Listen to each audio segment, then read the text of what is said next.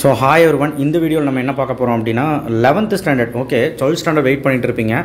So கண்டிப்பாக நான் வந்து 12th ஸ்டாண்டர்டுக்கு இன்னும் ஒரு அரை மணி நேரத்தில் அப்லோட் பண்ணிடுறேன். தப்பாக நினச்சிக்கேன். அது வரைக்கும் நம்ம சொன்ன கொஷின்ஸ் எல்லாம் படிங்க.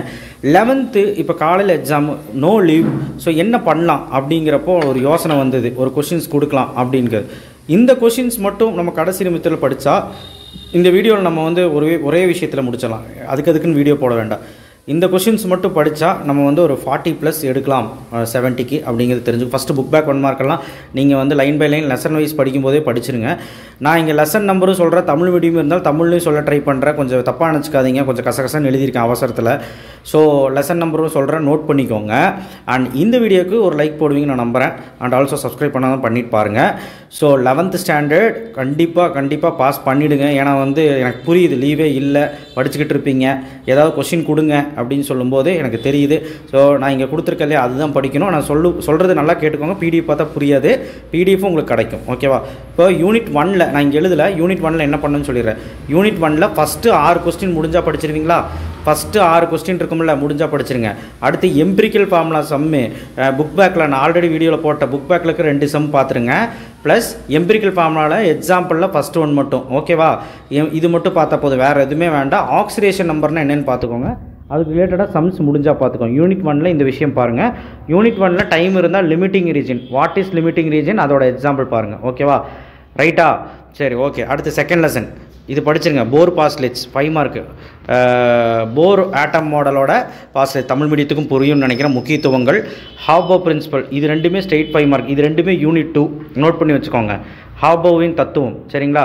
ஸோ அடுத்து வந்து பார்த்திங்கன்னா இந்த லெசனில் டி ப்ரோக்லே ஈக்குவேஷன் இருக்குது. நான் இங்கே எழுதல, நோட் பண்ணிக்கோங்க. டி ப்ரோக்லே, அதுக்கு தான் வீடியோ ஸ்கிப் பண்ணாதீங்கண்ணா. De Broglie equation. ஓகேவா? பாலிஸ் எக்ஸ்க்ளூஷன் பிரின்சிபல், அதையும் படிங்க. Pauli's exclusion principle. ஓகேவா? இதெல்லாம் மட்டும் இந்த லெசனில் ஸ்கிப் பண்ணாமல் படிங்க.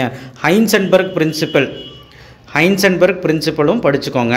ஹைன்சன்பர்க் பிரின்சிபல், ஹைன்சன்பர்கின் தத்துவம். அடுத்தது இப்போது யூனிட் 4 சொல்கிறேன். Ortho and para hydrogen, water gas shift reaction. Ortho para hydrogen இருக்கு இல்லையா, அது conversion. Water gas shift reaction, uses of hydrogen, hydrogen பயன்பாடுகள் வந்து 5 பாயிண்ட் படிங்க. 5 மார்க்கில் கேட்பாங்க. இது வந்து யூனிட் 4, வேறு எதுவும் நான் சொல்லலை. யூனிட் 4ல் இங்கே கொஞ்சம் எழுதியிருக்கேன் பாருங்கள். H2O H2O2, இந்த கம்பேரிசன் மட்டும் பார்த்துக்கோங்க. அடுத்து யூனிட் 5 பாருங்கள். Similarity between beryllium and aluminium, அப்புறம் லித்தியம் மெக்னீஷியம். இந்த 2 கொஸ்டினுமே நல்லா படிங்க. பெர்லியத்துக்கும் அலுமினியத்துக்கும் உள்ள வேறுபாடுகள், தொடர்பு, லித்தியம் அண்ட் மெக்னீஷியம். அப்புறம் preparation of plaster of Paris எப்படி தயாரிக்கிறது, அதோட யூசஸ் கண்டிப்பாக வரும். ஜிப்சமோட யூசஸ் முடிஞ்சால் பார்த்துக்கோங்க. அடுத்து வந்து பார்த்திங்கன்னா ரொம்ப முக்கியமான லெசன், 3வது lesson Pauling method, straight 5 mark கண்டிப்பாக கேட்பாங்க. டயகனல் ரிலேஷன்ஷிப் கண்டிப்பாக 3 மார்க்கில் கேட்பாங்க. Pauling scale 5 mark. Modern periodic law 2 mark. இதை மட்டுமாவது ஒழுக்கமாக படிங்க. அடுத்து ஸ்க்ரீனிங் எஃபெக்ட் முடிஞ்சால் பாருங்கள். ஓகேவா? இங்கே அவங்க நோட் பண்ணல, இங்கே நோட் பண்ணியிருக்காங்க பாருங்கள். யூனிட் 3ல் 38வது கொஷின், 46வது கொஷின், 29வது கொஷின், 26வது கொஷின். அதை மட்டும் நல்லா படிச்சுக்கோங்க. இது ஃபஸ்ட்டு 5 யூனிட் மட்டும்தான் நான் சொன்னது. ஓகேவா? So unit 2, unit 3, unit 4, unit 5 mix பண்ணி சொல்லியிருக்கேன். தயவு செய்து இந்த கொஷினை படிங்க. Okay, right. ஸோ அடுத்து செகண்ட் வால்யூம். செகண்ட் வால்யூமில் unit 6 van der Waals critical constant derivation. பெரிய டெரிவேஷன், ரொம்ப வீக்காக இருக்க பட்சத்தில் நம்ம இது வரைக்கும் படித்ததே இல்லைன்னா படிக்க முடியாது. படித்தவங்க ரிவிஷன் பண்ணிக்கோங்க. ஐடியல் கேஸ் ஈக்குவேஷன் கண்டிப்பாக டெரிவேஷனோட பாருங்கள். டெஃப்யூஷன் எஃபிஷியன்ட் டிஃப்ரென்ஸ் பாருங்கள். டால்டன் லா, கிரஹாம்ஸ் லா, ஜூல் தாம்சன், இந்த லாவெல்லாம் நல்லா பார்த்துக்கோங்க. அடுத்து வந்து பார்த்திங்கன்னா கெய்-லூசேக் லா, நான் சொல்ல மறந்துட்டேன். கெய்-லூசேக் லா, சார்லஸ் லா, பாயில்ஸ் லா முடிஞ்சால் பார்த்துக்கோங்க. இதை மட்டும் இந்த லெசனில் பார்த்தா போதும். அடுத்தது unit 7 characteristics of Gibbs free energy, கட்டில ஆற்றலின் முக்கியத்துவங்கள். கண்டிப்பாக வந்து இது ஒரு 5 பாயிண்ட் படித்தே ஆகணும், ரொம்ப ஈஸி.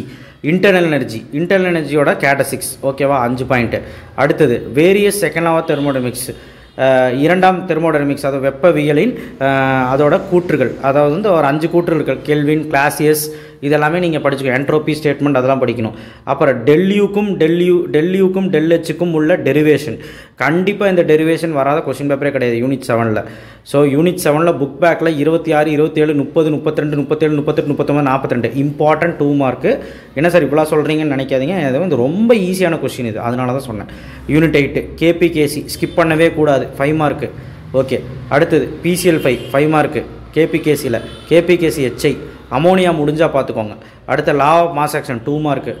யூனிட் 8ல் புக் பேக் 34 32 அவ்வளோதான். இதை மட்டும் பார்த்துக்கோங்க. குவாஷன்ட் ரியாக்ஷன் பேஜ் நம்பர் 11ல் செகண்ட் வால்யூம் இங்கிலீஷ் மீடியம் புக்கில், இது ரொம்ப இம்பார்ட்டன்ட். யூனிட் 9 புக் பேக்கில் 31 32 33 34 36 போதும். யூனிட் 10 என்ன சார் இவ்வளோ சொல்லியிருக்கீங்கன்னா ஏன் சொல்லியிருக்கேன்னு நான் சொல்கிறேன். யூனிட் 10ல் O2 molecule, N2 molecule, CO molecule முக்கியமான 5 மார்க்கு, மீதியில் 2 மார்க்கு. இந்த 55வது மட்டும் பஜான்ஸ் ரூல் கண்டிப்பாக படிங்க.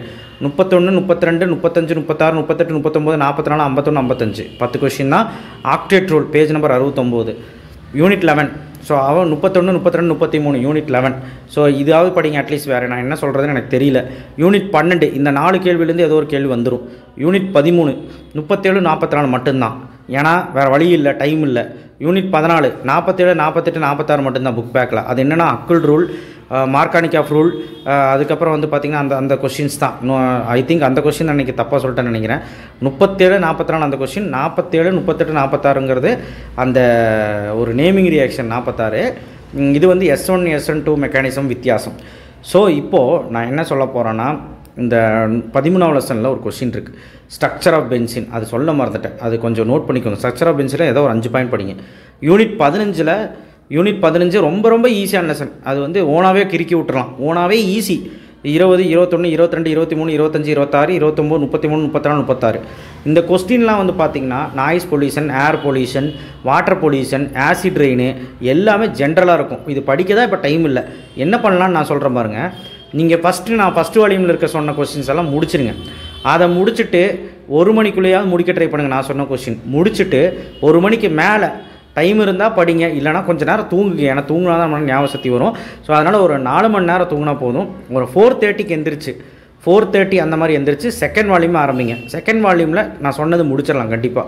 நான் என்ன சொல்கிறேன்னா, சைட் பை சைடு நீங்கள் ஒரு லெசன் படிச்சிங்கன்னா அது இருக்க புக் பேக் 1 மார்க்கும் சேர்த்து படிங்க, இல்லைனா டைம் பத்தாது. இப்போது நான் என்ன சொல்கிறேன்னா, ஃபஸ்ட் வால்யூம் முடித்த உடனே 8ஆம் பாடம் unit 8 unit 7 unit 8 unit 9 unit 10ல் இருக்க கொஷின்ஸ் படிச்சுட்டு அதுக்கப்புறம் நேராக யூனிட் 15 போயிருங்க. யூனிட் 15 இருக்க கொஷின் மட்டும் எனக்காக விட்டுறாதீங்க. அதில் BOD CODன்னு ஒரு கொஷின் இருக்குது, டிஃப்ரென்ஸ். அதெல்லாம் அடிக்கடி கேட்பான். க்ரீன் கெமிஸ்ட்ரி இதெல்லாம் கேட்பான். ஸோ என்னால் முடிஞ்சளவு கம்மி பண்ணியிருக்கேன். சரி, இதே வீடியோவில் இன்னொரு விஷயமும் சொல்லிடுறேன், ஏன்னா ஒரே வீடியோ தான் போட முடியும். இப்போ இது 40+க்குன்னு நம்ம சொல்லியாச்சு. இதுக்கு மேலே எடுக்க முடியுமான்னு சார்னா ட்ரை பண்ணால் முடியும். இந்த கொஸ்டின் மட்டும் படித்தா. ஸோ ரைட், இதில் வந்து எவ்வளோ 5 மார்க் எவ்வளோ 2 மார்க் 3 மார்க் எழுதலாம் சார் என்கிட்ட கேட்டிங்கன்னா அது தெரியாது. ஏன்னா AB கொஸ்டின் நம்ம கெமிஸ்ட்ரியில் ஏராளமாக கேட்பாங்கன்னு நமக்கு தெரியும். ஆனால் எங்கே வரும்னு தெரியாது. ஆனால் எல்லா கொஸ்டினும் படித்து வச்சிங்கன்னா எழுதிடலாம். புக் பேக் 1 மார்க் பாருங்கள், 10வது கரெக்டாகிடலாம். ஸோ இப்போ பாஸ் பண்ணுறதுக்கு என்ன பண்ணலாம் அதையும் சொல்லிடலாம். ஃபஸ்ட்டு புக் பேக் 1 மார்க்கை படிக்கணும். அது வந்து டெஃபினெட்லி நான் சொல்கிறது, புக் பேக் 1 மார்க் நீங்கள் படிக்க கொஞ்சம் ரொம்ப டஃப் தான், இல்லைன்னு சொல்ல. ஸோ நீங்கள் வந்து ஓரளவுக்கு நல்லா படிங்க. ஓரளவுக்குனா நீங்கள் இப்போ இருந்தே படிக்க ஸ்டார்ட் பண்ணிங்கன்னா முடிச்சிடலாம். ஆனால் ஒரு 1.5 hour ஆகும். சரிங்களா? சரி, ஓகே. இதில் பாஸ் பண்ணுறதுக்கு இருக்க கொஸ்டின் சொல்கிறேன், அதை மட்டும் நோட் பண்ணுங்கள். ஓகே, யூனிட் 1ல் முடிஞ்சால் எம்பிரிக்கல் ஃபார்முலா சம்மு பார்த்துருங்க. பாஸ் பண்ணுறதுக்கு சொல்கிறேன். அடுத்தது பாஸ் பண்ணுறதுக்கு சொல்கிறேன், போர் பாஸ்லேட்ஸ், ஹாபோ பிரின்சிபல், ஆர்த்தோபேரா ஹைட்ரஜன். இது நீங்கள் படித்தே ஆகணும். பாஸ் பண்ணணுன்னா படித்தே ஆகணும். யூசஸ் ஆஃப் ஹைட்ரஜன் படித்தே ஆகணும். அப்புறம் similarity, beryllium aluminium, lithium magnesium, இது 2 படித்தே ஆகணும். Preparation of plaster Paris uses படித்தே ஆகணும். H2O2 Pauling method, diagonal Pauling scale, இதெல்லாம் படித்து தான் ஆகணும். ஓகே, என்ன சார் எல்லாமே சொல்கிறீங்க அப்படின்னு கேட்டிங்கன்னா, ஃபஸ்ட்டு 5 லெசனில் நான் இங்கே சொல்லியிருக்க லெசன்ஸ் நீங்கள் படித்து தான் ஆகணும்.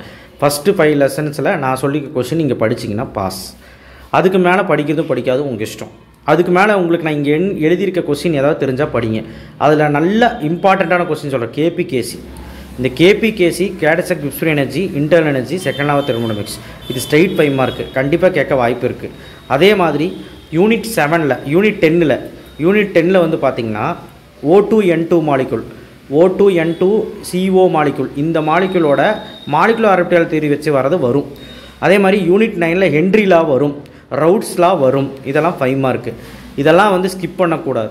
சரிங்களா?